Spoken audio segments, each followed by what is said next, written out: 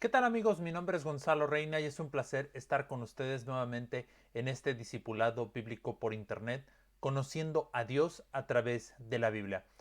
Y en la sesión anterior hablamos acerca de la doctrina de la gracia, es decir, la doctrina que es conforme a las Sagradas Escrituras.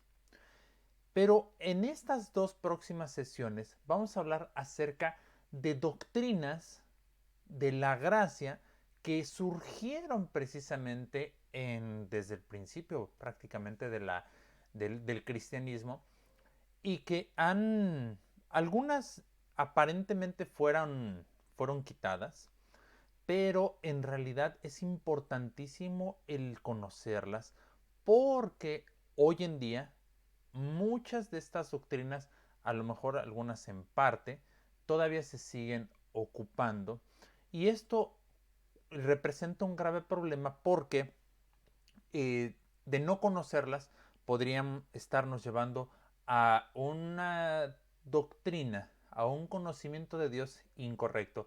Entonces, hoy será la primera de estas dos partes con relación a estas historias la historia de las doctrinas de la gracia. Y primeramente vamos a comenzar hablando del pelagianismo. El pelagianismo es una enseñanza que definitivamente no es bíblica. No es bíblica, aunque debemos aclararlo. Muchos de lo que ellos argumentaban, de lo que cada una de estas doctrinas que vamos a hablar, argumentaban que sí hay un fundamento en la escritura, pero recuerden algo que nosotros les hemos dicho siempre. Debemos de tener siempre, si hay un razonamiento al cual nosotros hemos llegado, si tiene un fundamento en la escritura, esa conclusión a la cual estamos llegando debe de estar en armonía con el resto de la escritura. No por el hecho de tomar un solo versículo ya podemos decir, es que esto es así, sino que tiene que haber un, una armonía entre toda la escritura, porque la escritura, recuerden, queridos amigos, no va a contradecirse entre sí. Por lo tanto, lo que nosotros pensemos no debe de contradecir a lo que dice la escritura. Y entonces, esta primera sistema teológico de la gracia, que es como también se le conoce, el pelagianismo, es la enseñanza de que el pecado de Adán no afectó a las futuras generaciones de la humanidad. Según el pelagianismo, el pecado de Adán era únicamente de Adán y los descendientes de Adán no heredaron una naturaleza pecaminosa transmitida hacia ellos. Este persona, Pelagio, que fue un monje que vivió a finales del siglo IV, él, vaya, él creía que Dios creó directamente a cada alma humana y que por lo tanto cada alma humana comenzaba en la inocencia y estaba originalmente libre de pecado. Es decir, que básicamente no somos malos. Eso es lo que decía este Pelagio, sino que somos buenos. Entonces, este personaje, Pelagio, comenzó a enseñar la doctrina asociada con su nombre en un esfuerzo por promover la vida santa entre los cristianos. Cuando la gente pecaba, realmente lo que pasó es que este personaje, Pelagio, se cansó de escuchar la excusa de no puedo evitarlo. Está en mi naturaleza hacer el mal. Y entonces él, para contrarrestar esta excusa, él enfatizó la libertad de la voluntad humana. Entonces comenzó a enseñar que esencialmente todo pecado es el resultado de una elección consciente del mal sobre el bien. Entonces ahí comenzamos a ver que hay como que vamos a llamarlo así, como que una idea de tratar de llevar a todos, bueno, es que tú no eres malo, tú no eres malo, tú eres bueno, pero nada más que está habiendo una lucha, ¿ok? Pero ahorita vamos a ver cuál es la situación con esto. Entonces, él, al final de cuentas, él lo que decía es que todos tienen la capacidad de elegir libremente entre hacer el bien todo el tiempo o hacer el mal. Y puesto que no hay tal cosa como el pecado original o una naturaleza pecaminosa que fue heredada, entonces no podemos nosotros culpar a Adán. ¿Por qué razón? Porque recuerden, él decía que Dios nos había creado buenos, así que nadie tenía una excusa para pecar. Y él lo que decía es, si no estás viviendo una vida santa, es porque no te esfuerzas lo suficiente. Y aquí comiencen a ver esto. Bueno, no te estás esforzando, ¿ok? Porque estas pueden ser palabras que podemos hoy en día escuchar. Oh, bueno, es que tú no te estás esforzando en lo que estás haciendo, por lo tanto, no puedes llevar una vida santa, ¿no? Pero aquí es donde viene lo interesante. ¿Por qué razón? Porque ya hemos visto a lo largo de todo este discipulado que nosotros todos pecamos porque hubo un hombre que pecó. Y esto claramente se va diciendo en el capítulo número 5 de Romanos. Y quiero que me acompañen, vamos a ir leyendo varios pasajes de esta epístola a los romanos en su capítulo número 5.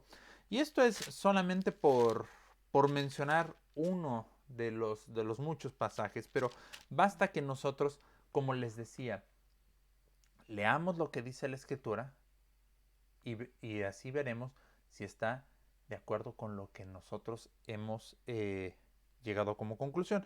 Entonces, veamos el versículo 12. Vamos a comenzar con este versículo 12.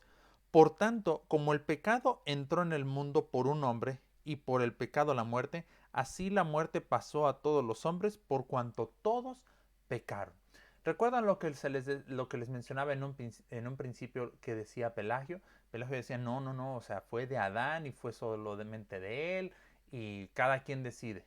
Pero la misma escritura, la misma escritura nos está diciendo aquí en este versículo 12, por tanto, como el pecado entró en el mundo por un hombre y por el pecado la muerte, así la muerte pasó a todos los hombres por cuanto todos pecaron. Entonces ahí claramente la escritura nos está diciendo que esta situación del querer pecar viene como una herencia de lo que ocurrió con Adán.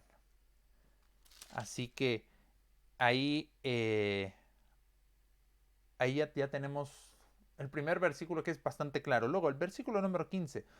Pero el don no fue como la transgresión, porque si por la transgresión de aquel uno murieron los muchos, abundaron muchos más para los muchos la gracia y el don de Cristo por la gracia de un hombre, Jesucristo. Luego versículo 16, y con el don no sucede como en el caso de aquel uno que pecó, porque ciertamente el juicio vino a causa de un solo pecado para condenación, pero el don vino a causa de muchas transgresiones para justificación. Y aquí vamos a detenernos. ¿Por qué razón? Recordemos qué pasó con Adán. Un solo pecado. Un solo pecado. ¿Cuál fue ese pecado? Desobedecer a Dios. Puedes comer de todo árbol del huerto, pero menos de aquel árbol, del árbol de la ciencia del bien y del mal. ¿Y qué fue lo que hicieron? Desobedecieron a Dios. Entonces, por culpa de ese pecado, ¿sí? Dice claramente, porque ciertamente el juicio vino a causa de un solo pecado para condenación. Y vino el juicio eh, hacia Adán y hacia Eva, pero el don vino a causa de muchas transgresiones para justificación. Es decir, ¿a qué nos referimos con ese don? A ese regalo de parte de Dios. Vino después de Adán y Eva, todos los descendientes comenzaron a pecar. Todos los descendientes comenzaron a pecar. Y bueno, vemos qué es lo que sucede. Después aumenta la maldad a tal grado que Dios envía el diluvio ahí con Noé. Y solamente se salva Noé, pero ellos vuelven a pecar. Siguen pecando. O sea, de hecho, es lamentable lo que nos dice la escritura que ocurrió después de que ya todas las aguas bajaron. Y bueno, lo que hicieron no, Noé, su hijo, en fin. Pero, vino, a causa de todo ese pecado viene el regalo de parte de Dios. Ahora, versículo 17. Pues si por la transgresión de un solo reinó la muerte, mucho más reinarán en vida por uno solo, Jesucristo, los que reciben la abundancia de la gracia y el don de la justicia. Leo el versículo 18. Así que, como por la transgresión de uno vino la condenación a todos los hombres, de la misma manera por la justicia de uno vino a todos los hombres la justificación de vida. ¿Cuál es el punto importante? Y explicando un poco más. Adán pecó. Fue uno. ¿Ok? Y podrían decir, bueno, sí, pero fue Eva también, pero al final de cuentas fue uno, porque a quien llegó y le pidió cuentas, no fue Dios y le dijo, a ver, Eva, ven acá. No, fue con Adán, porque Adán era el encargado de cuidar de su esposa. Y eso sigue siendo hasta la fecha.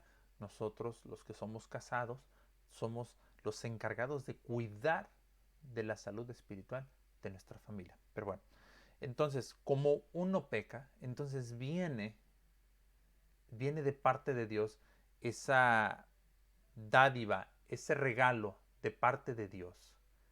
El hecho de que sea precisamente un hombre el que traiga la salvación.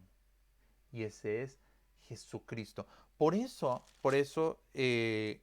los editores de la Biblia, quizá la Biblia que tú ocupes, querido amigo, dice en el cintillo o en el título Adán y Cristo. Eso no viene en los manuscritos originales.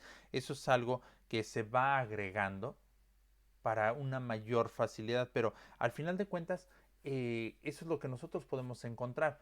Que hubo precisamente de parte de Dios ese regalo maravilloso de que por el sacrificio de un hombre, esto es Jesucristo, viniera la salvación para todos. Entonces, eh, vemos aquí claramente que lo que decía Pelagio de que cada quien nace sin pecado y que no hay una herencia, vemos que claramente la escritura enseña algo completamente diferente. Ahora, también algo que decía es que los seres humanos no nacen con una inclinación natural hacia el pecado. Pero nuevamente, ¿qué dice la escritura? ¿Qué dice la Biblia? Romanos, vamos a Romanos, capítulo 3, versículos 10 al 18. Como está escrito, no hay justo ni aún uno. Conserven esto en su mente, ni aún uno. Si alguien alguna vez se quiere presentar como que es una persona que no ha pecado, la Biblia dice algo completamente contrario. No hay quien entienda, continúo leyendo, versículo 11, no hay quien busque a Dios. Todos se desviaron, a una se hicieron inútiles. No hay quien haga lo bueno, no hay ni siquiera uno. Sepulcro abierto es su garganta, con su lengua engañan. Veneno de áspides hay debajo de sus labios. Su boca está llena de maldición y de amargura. Sus pies se apresuran para derramar sangre. Quebranto y desventura hay en sus caminos, y no conocieron camino de paz. No hay temor de Dios delante de sus ojos. Si nosotros vemos todo esto, vemos que todos, al final de cuentas, pecamos. Algunos hacen, bueno, algunos hacemos un tipo de pecado, otros hacemos otro tipo de pecado, pero quizá impregnados del sistema de justicia humana, calificamos como que hay pecados que son muy graves, como el asesinato. Pero la mentira decimos, nah, no pasa nada, es una mentirita. Y hasta podemos decir, es una mentira piadosa, como justificando. Pero al final de cuentas el pecado delante de Dios es pecado. Ahora bien, hay otra cosa que es importante. Dentro de esta doctrina, recuerdan que les mencionaba que decía, bueno, es que no te estás esforzando. Está muy ligado a la dependencia de la libertad humana y de su fuerza de voluntad. en lugar de la gracia de Dios. Él decía que todos poseemos un poder para elegir la santidad por nosotros mismos. Pero entonces está dejando sin efecto la gracia de Dios. La Biblia dice que antes de que la gracia de Dios nos salve, estamos muertos en nuestros pecados. ¿Dónde dice eso? Bueno, cuando nosotros vamos a Efesios, capítulo número 2, versículo 1, y Él os dio vida a vosotros cuando estabais muertos en vuestros delitos y pecados. Entonces, vemos cómo Dios nos está dando un regalo que no es merecido. Y más adelante, precisamente de esta epístola a los Efesios, dice el versículo 8, porque por gracia sois salvos por medio de la fe, y esto no de vosotros, pues es don de Dios. Claramente está diciendo dos cosas. Uno, que es un regalo de parte de Dios, que era lo que mencionábamos en la sesión anterior, que era la gracia, algo gratuito. Y lo segundo, no de vosotros, es decir, no es porque yo me porte bien, no es porque yo me esfuerce. Y aún más, el versículo 9 dice, no por obras para que nadie se gloríe. Es decir, tú podrás esforzarte todo lo que quieras en hacer buenas obras, pero eso no te va a salvar. Así que esto, queridos amigos, es algo que debemos de tener siempre en cuenta. Si en alguna iglesia a la que tú asistes, algún lugar donde te reúnes, o alguna persona que te gusta escuchar, menciona cosas similares a estas, yo te sugiero que lo dejes de escuchar porque no te está enseñando lo que dice la Biblia, te está enseñando su pensamiento.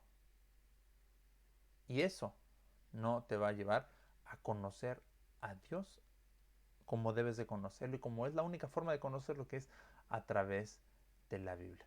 Ahora, algo más que decía este personaje es que los niños carecen el uso del libre albedrío y que deben ser bautizados, pues si no, en el cielo serán inferiores. No hay tal razón para poder afirmar que los niños necesitan ser bautizados. Ahora, después de esto surgió lo que se conoce como el semipelagiarismo, en el cual, bueno, ya en esta doctrina se enseñaba que la humanidad está manchada por el pecado, sí, pero no al grado de no poder cooperar con la gracia de Dios por nosotros mismos. Entonces ya, bueno, o sea, sí está el pecado, pero, o sea, nosotros todavía podemos cooperar, ¿ok?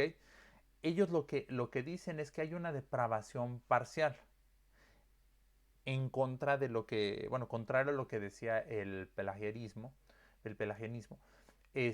lo que dice este semipelagianismo es que ya hay una depravación parcial. Ahora bien, hemos visto, hemos visto claramente en Romanos que dice que todos pecamos. Entonces no puede haber eso de, bueno, estás tantito sucio o estás tantito corrompido. O estás mal, pero no a tal grado de no poder cooperar a Dios. O sea, no hay nadie que busque a Dios por sí mismo, que era lo que mencionábamos hace un momento en Romanos. La Biblia enseña claramente que si Dios no aparta una persona, somos incapaces de cooperar con la gracia de Dios. ¿Y qué dice San Juan, capítulo número 6, versículo 44? Bueno, dice, ninguno puede venir a mí si el Padre que me envió no le trajere y yo le resucitare en el día postrero. Entonces, definitivamente, tanto el pelagianismo como el semipelagianismo son antibíblicos y no podemos nosotros aceptarlo. Ahora, después de todo esto, surge algo que se conoce como la gracia molinista o el molinismo, que es un sistema de pensamiento que busca reconciliar la soberanía de Dios y la libre voluntad del hombre. La esencia de este sistema del molinismo es el principio de que Dios es completamente soberano y el hombre también es libre en un sentido de cierta libertad. Lo que busca, lo que busca este sistema en parte es evitar el llamado determinismo teológico, es decir, la opinión de que Dios decreta quién será salvo o condenado sin ningún impacto significativo de su propia y libre elección. Entonces, aquí ahora ya nos están presentando otras, otras, otros pensamientos, pero al final de cuentas hay algo que resulta interesante porque dentro de este molinismo hay un, bueno, ellos llegaron a algo que es el conocimiento y se basan ellos en lo que se conoce como conocimiento natural, conocimiento medio y conocimiento libre.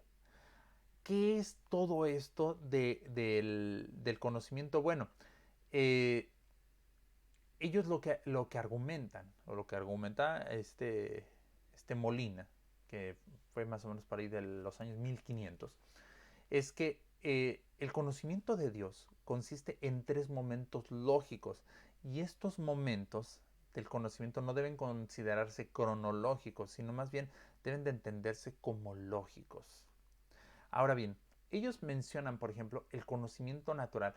¿Y qué es este conocimiento? Bueno, es el conocimiento de Dios de todas las verdades necesarias y todas las verdades posibles, todas las cosas que pueden ser.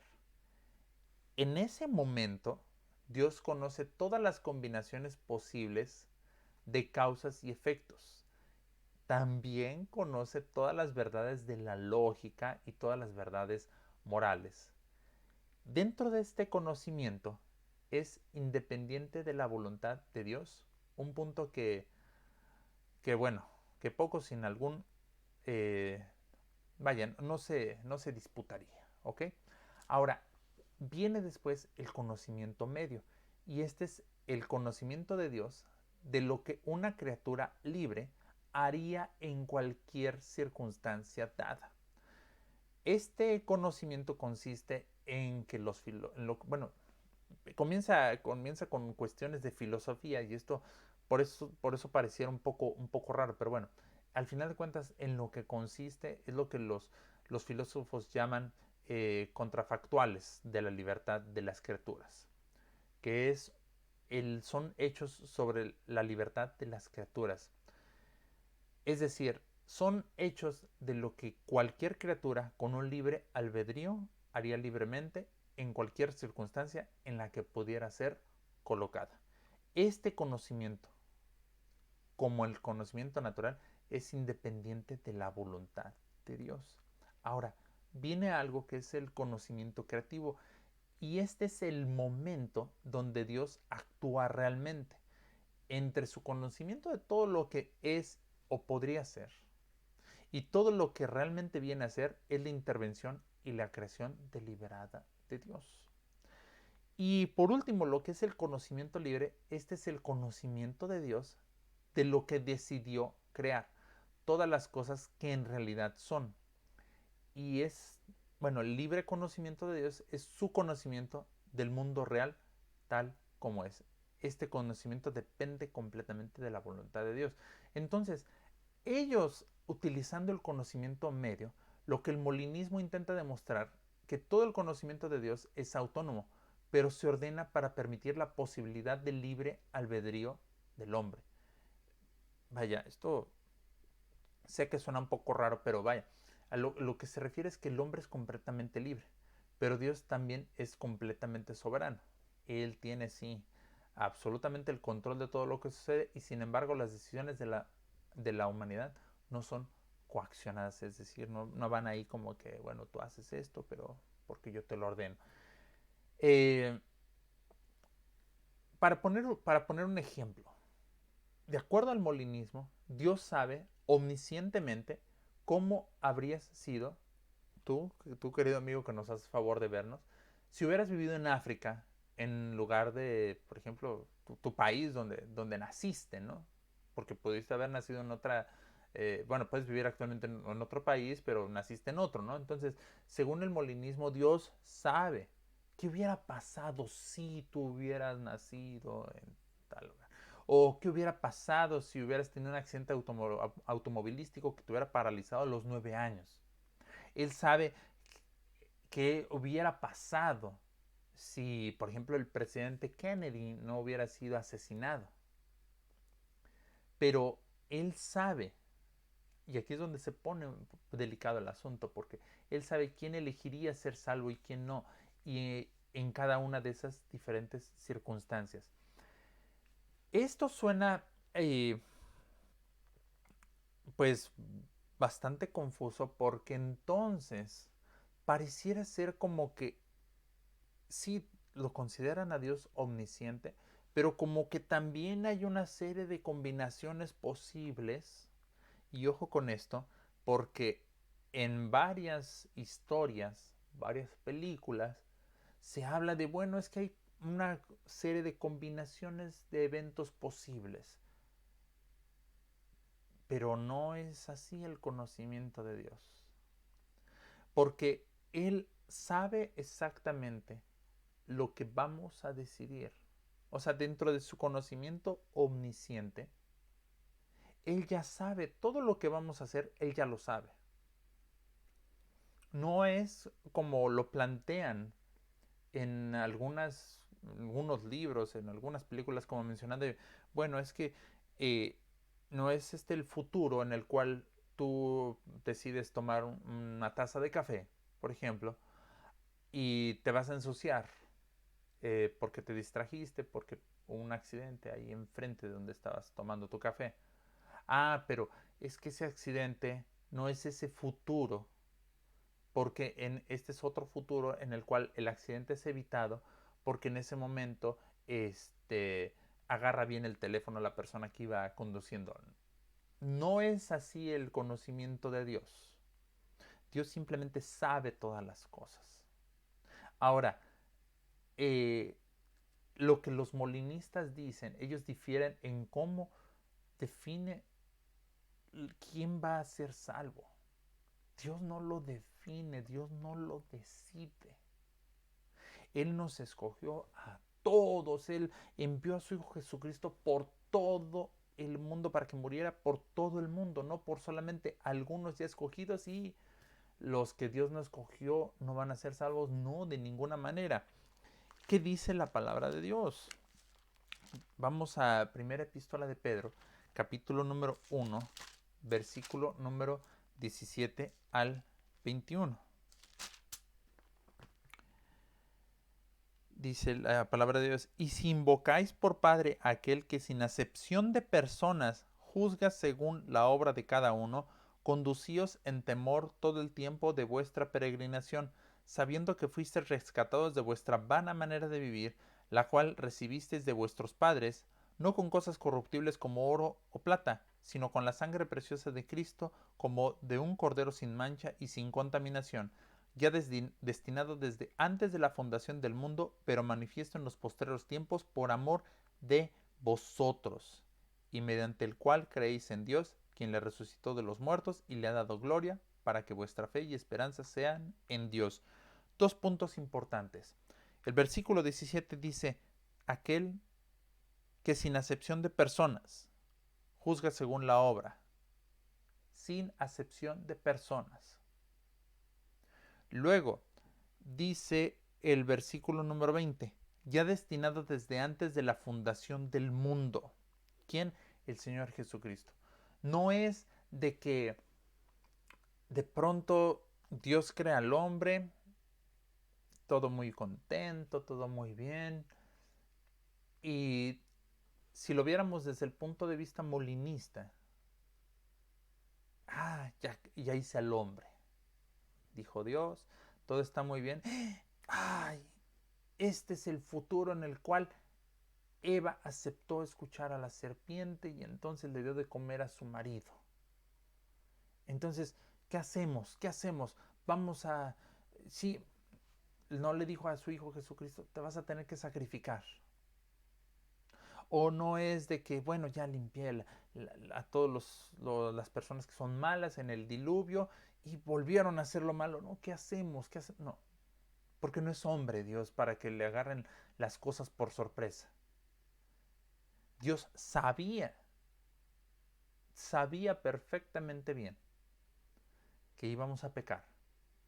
Y a pesar de eso, dijo, voy a crearlos y voy a mostrar mi gracia, voy a mostrar mi amor. Y dio a su Hijo Jesucristo.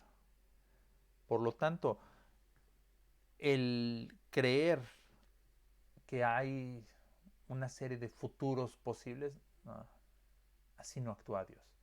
Pero sin embargo, sí debemos de tener en cuenta que a través de muchos medios tratan de sembrar en nuestra mente esa idea de que hay posibilidades de futuros, lo cual no es así. Así que eh, espero, queridos amigos, que esto que hemos hablado el día de hoy haya sido de bendición para ustedes. Hablamos principalmente de dos sistemas teológicos de la gracia, el pelagianismo, el cual decía que pues cada quien decide pecar, ¿okay? Que no hay ninguna herencia de parte de Adán, del pecado de Adán fue su pecado, ¿okay? Pero que no nos heredó ninguna tendencia a pecar. Pero ya lo vimos que Romanos, el capítulo 5, es claro al respecto al decir que, bueno, sí recibimos esa herencia con relación a la tendencia a pecar. Y también hablamos del molinismo, que el molinismo lo que dice es que, bueno, Dios tiene cierto conocimiento y basado en lo que es los eventos que ocurran, entonces puede un hombre ser salvo o no. No es así. Dios es omnisciente, Dios no hace acepción de personas como lo vimos en Primera de Pedro y el conocimiento de Dios no, y las acciones de Dios no van a ser determinadas de lo que haga una persona o no, porque Dios hace las cosas con nosotros, sin nosotros y a pesar de nosotros. Y todo eso tendría un fundamento en la escritura. Así que, bueno, gracias queridos amigos por habernos visto. Sigan compartiendo sus videos. Si tuvieran alguna pregunta, saben que estamos a su disposición y ustedes nos pueden mandar un mensajito y nosotros se los haremos, bueno, les haremos llegar la respuesta.